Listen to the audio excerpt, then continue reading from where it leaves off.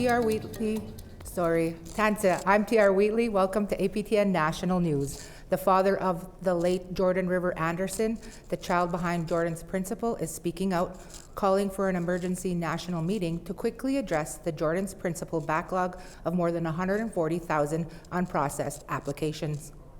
People across Canada that stand up with us. Stand up with us. We need your help across Canada. Ernest Anderson says he doesn't want to hear another story about an Indigenous child who lives with a disability to be denied Jordan's principal coverage.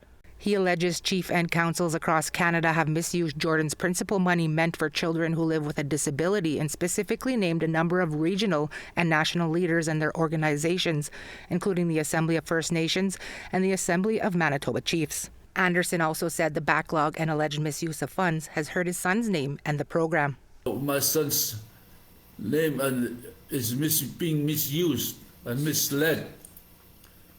It's sad. We trusted you guys. You were to be born leaders. To be born leaders, not to be born fools. When Jordan's principal was first created, it had a narrow definition specific to kids with disabilities. That decision's since been struck down by the Canadian Human Rights Commission, opening it up to include anything kids need for health. Yesterday, during the AMC gathering, Chief spoke at length about Jordan's principal and blamed the federal government for the backlog. A lot of our people were lured into this program, and they were given opportunities to take. We had a gentleman from Health Canada, give. I called him the best chief in Manitoba because he never said no. And now look at our people are beginning to look like beggars today because the program was taken away from them. And there always should have been policy right from the get-go, but because of the Jordan's principal ruling, you couldn't implement the policy to the program because it was back to basics, it was wide open. So now here we are today, and every chief in the room has been put on Facebook because of that we're all thieves. Last November, the Canadian Human Rights Tribunal ordered Canada to fix the issue within 30 days. However, Canada's lawyers want the order set aside, saying important legal issues still need to be addressed. First Nations Child and Family Caring Society Executive Director Cindy Blackstock previously told APTN News Canada is again finding ways to delay while Indigenous children are still left without. The Assembly of Manitoba Chiefs will elect a new Grand Chief today during their special Chiefs gathering. They've been with an interim leader since September when the late Kathy Merrick suddenly died on the job. With more on those details, here's Sierra Bettens. Thanks, TR. So it is officially election day with the Assembly of Manitoba Chiefs, where leaders from 63 First Nations across Manitoba are voting for the next Grand Chief. So we have 4 candidates who are vying to be the next Grand Chief. We have Kyra Wilson, Leroy Constant, Glenn Hudson, and Baba Dillon. And so we'll have some updates on our evening newscast, but first, here's a recap from what we heard from candidates yesterday. So my vision for the Assembly is to bring unity. I know that's been said a lot here. I feel that we're at a critical time when we face a new government coming in here, possibly, and we have to be prepared for that. We as leaders have to be prepared for that. We as the grassroots people have to be prepared for that. So the biggest message, I don't want to portray a North and South division. Our campaign is rooted in the belief that family is the foundation of our nations. Our purpose is to uplift one another, protect our children, safeguard the lands, and create safe homes. By addressing systematic challenges and uniting to strengthen our kinship ties. I want to say that I'm going to support you in whatever fight that you have when it comes to your nations. I'm going to be there because I am a strong advocate. I have learned and experienced so much that brings me here today to be a strong advocate. I will do the work and I will address the issues that you have within your nations. I commit that I will always pick up that phone No matter what time, no matter what day it is, I will always answer your calls. I will always respond to our leadership. You know, I think I've done well for our community also. You know, I'm an engineer, my background, my education, and I have a dream to fulfill. It's about not being the Grand Chief. It's about doing things that can move our people and our communities forward. Fortunately, I have this opportunity to be a Grand Chief. Thanks for that, Sierra.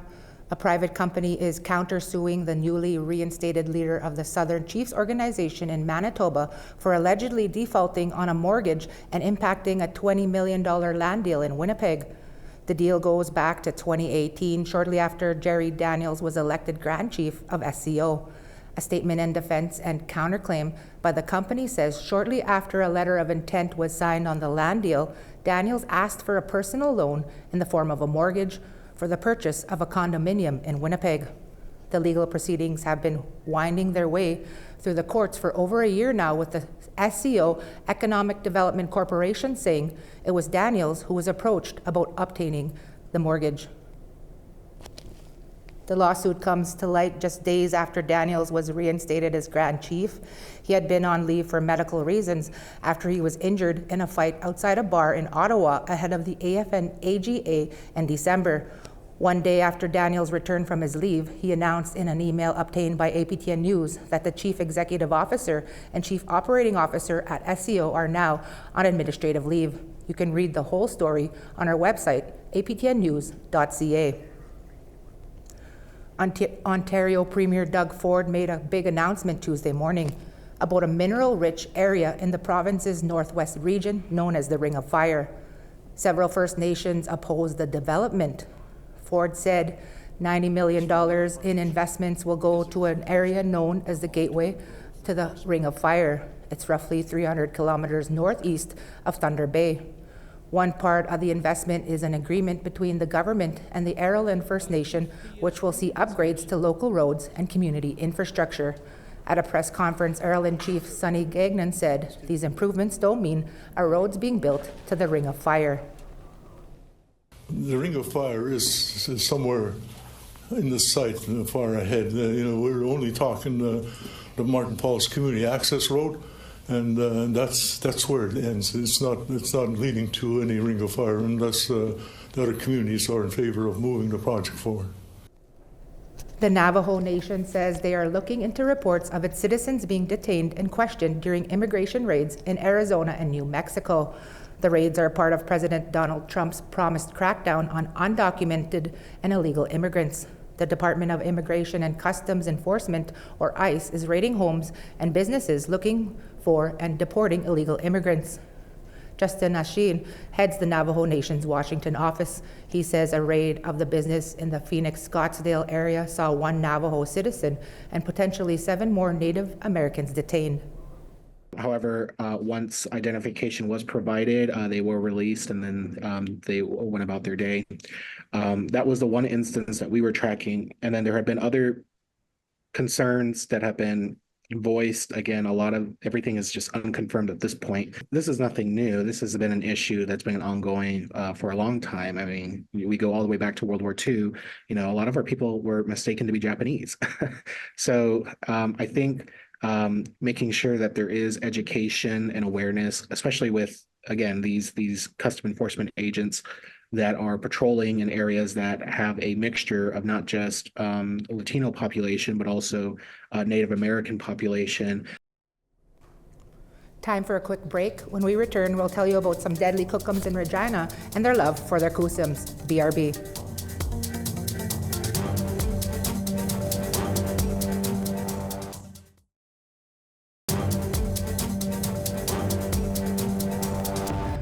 Welcome back.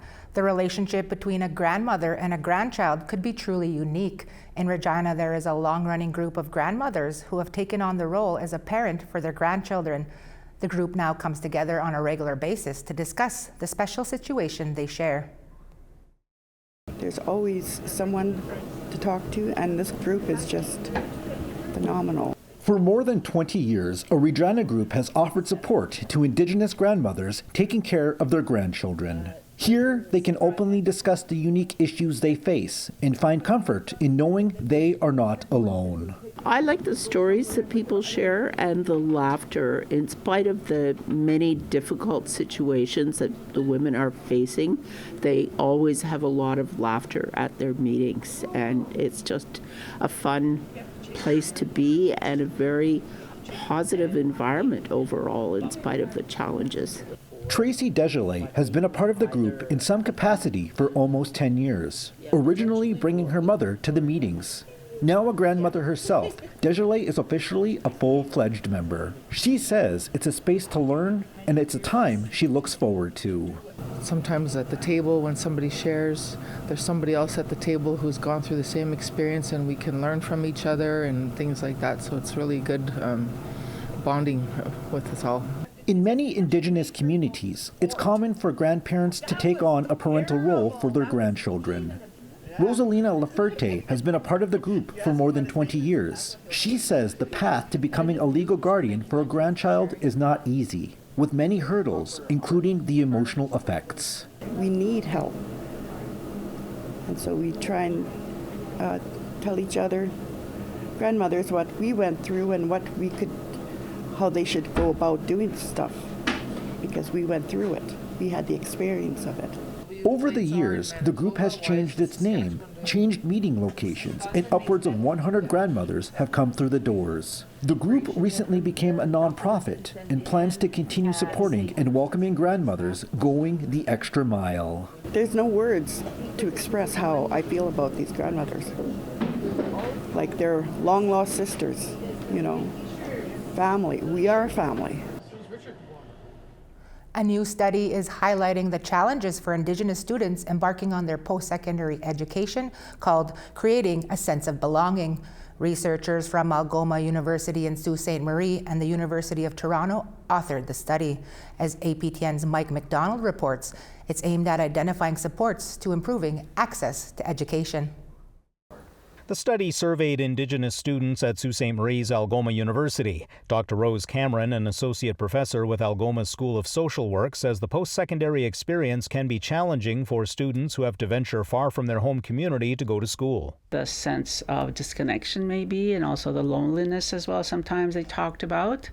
And of course the overall support that you would get from family was not here, so now they had to sort of navigate their space and try and find those supports here locally for themselves. Social and financial barriers were the focus of the study. At Algoma University, the Shingwak Anishinaabe Students Association provides a variety of supports for Indigenous students. They're in demand. They're in high demand. This past year, we've had an influx of students come to us for emergency support. So, and for us, we have some support that we give to our students, some assistance for monetary, for groceries, or for whatever they need. Half of the participants that we interviewed had children. 2 to 3 dependents, and I think a lot of them actually really wanted to see a childcare nearby or within the university as well to really support them as young mothers to try and complete their studies. Supports in place at Algoma include the Anishinaabe Academic Resource Center, which offers culturally affirming events including powwows, sharing circles, elder visits, and feasts. The Shingwak Anishinaabe Students Association provides a safe space specifically for the university's Indigenous students. We have laptops available for loan, and we've also created the elders room, and inside of there we've added children's toys and books so that this way students with their children can feel comfortable to come in and everybody can study and everybody can do their work and the children don't have to be constantly hushed. We want this to be safe for everybody and everybody that's supporting them. It is definitely gives you that warm, welcoming, and that safe, protected environment that you need, that you just know that it's your own space. So that's very important for myself and other students, knowing that, you can come here to socialize, do your work, do what you got to do, or just clear your head. The Creating a Sense of Belonging study shows many students fear losing their connection to family and culture when they leave home. Dr. Cameron recommends that education institutes fund resource centers to support Indigenous students from an academic and social standpoint. Mike McDonald, APTN National News, Sault Ste. Marie. Thanks, Mike. Now we want to tell you about this week's web poll question. Do you think Alaska's wildlife refuge should be open to oil exploration? The options are yes, no, and unsure. Go to our website to cast your vote. Looks like it's time to take our last break. We'll take you to the East Coast to see a mix of old and new styles of beadwork when we come back.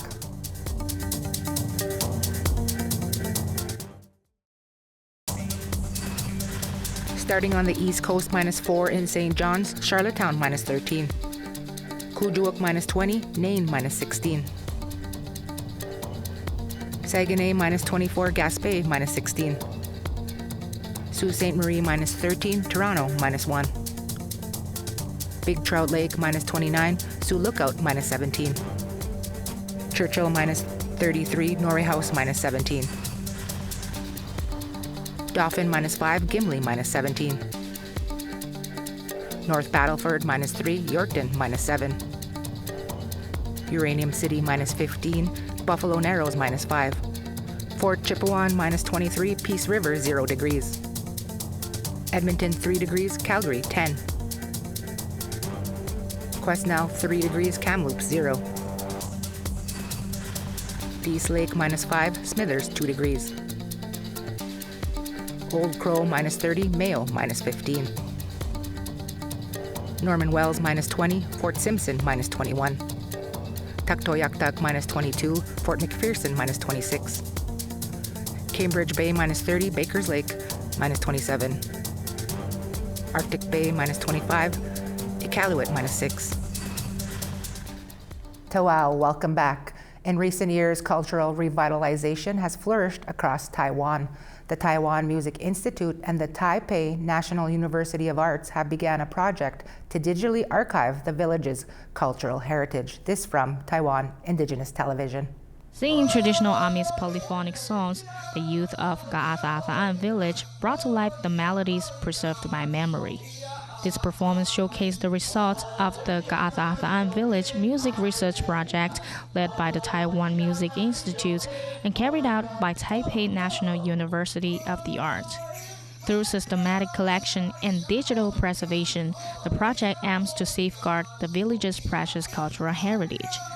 Seeing the youth confidently sing out loud filled the elders with joy and pride. 很高兴他们有那个心来学这个我们这个传统的那个活动乐器。在4年前，他去看我们那个雷公火之役，他们去参加看，后来的连续4年都去那边参与这个活动。The elders share that over a decade ago, the village started a youth program to revive the Bagarongai system and their traditional music and dance. The youth later discovered that beyond ritual songs, the elders had also preserved everyday songs reflecting their bond with the land.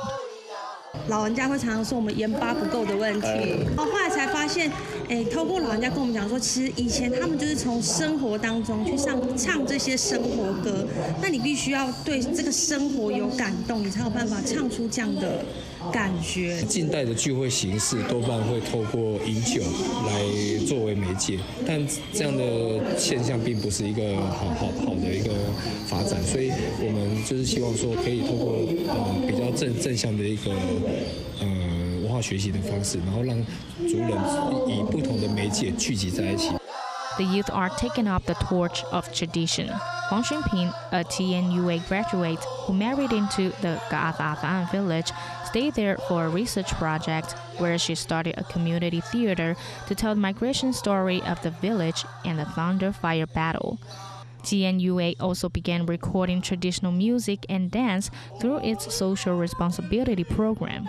那在早期的时候呢，其实就是一两位勋平跟他的先生。后来呢，看到了这么多年轻人透过了头目，然后还有耆老们，然后呢，再慢慢的回想回忆，跟台音馆做了一个采集。那可是采集完之后，还是放在台音馆里面，就慢慢开始听着音档，然后呢，再把这些歌回忆起来，带着年轻人。也很开心能够看到这些年轻人传承传统歌谣的成果的展现，透过采集记录，然后把它系统化的教学，能够让我们部落的年轻人来传承我们的传统文化，是一件很棒的事情。Director Lai said that they've collected over 100 songs from 9 indigenous groups. The music collection program will expand to offer grants to 12 villages this year, encourage more communities to apply, and work with the government and academia to preserve their cultural heritage. It's the most comprehensive exhibition of contemporary and traditional beadwork art ever seen. It's called Radical Stitch, and as Angel Moore reports, the exhibition has made its way to the Atlantic region. Mel Beaulieu is from the Metapanagog Mi'kmaq Nation. They are the artist on residence and says beadwork brings spirit to the gallery. I definitely think beadwork's alive. I think that with all the time we spend with it and all the history that goes into it and the passing down of knowledge, it's like I've said, beadwork is community. It's happening inside the Beaverbrook Art Gallery in Fredericton, New Brunswick. The Radical Stitch exhibit displays traditional beading, wearable art, and contemporary pieces. The exhibit begins with the recreation of a 19th century Mi'kmaq coat. I've loved taking certain motifs that are found on certain pieces of the jacket and incorporating them in my own beadwork. And there's something really special about community motifs that are shared by all of us. Beaulieu's piece, called The Matriarchs, is down the hall towards the contemporary area, beaded based on a photo of their grandmother and great-grandmother to honor the two women who inspired them to become an artist. I grew up living with my grandmother. She was an oil painter, and her studio was outside my bedroom. So I would fall asleep with the bedroom door open and get to hear her humming and painting and the smell of the turpentine, and I always felt really safe and really loved. Adam Clowater Gaieta is from Fredericton and says the exhibit is not only beautiful but educational. And I feel that the more that I can learn, right, the more that I can know, the more education that I have, it broadens my scope. The Matriarchs drew Clowater Gaieta to the exhibit because Beaulieu is one of his favorite artists. The composition, the expression, the meticulous, you can tell it took a long time, and it really reflects the title. Beaulieu is glad people enjoy their work. Often with my work, especially work surrounding my family, I want to portray that sense of calm, that sense of feeling safe, that sense of community, and I think beadwork is all about community when it boils down to it. And so when people can feel that and they can feel that love, that's really all that matters to me.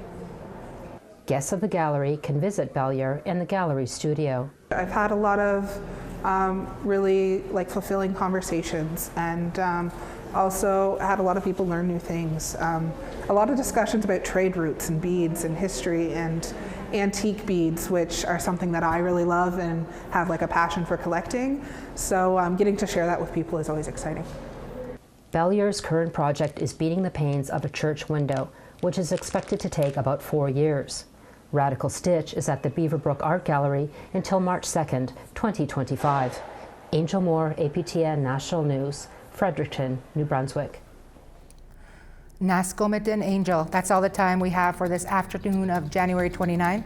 Join us again at 6 p.m. Eastern to get your latest news, including the updates from the AMC election. From all of us, Egase, Gitom, Kawapamitinanaw, hi, bye-bye.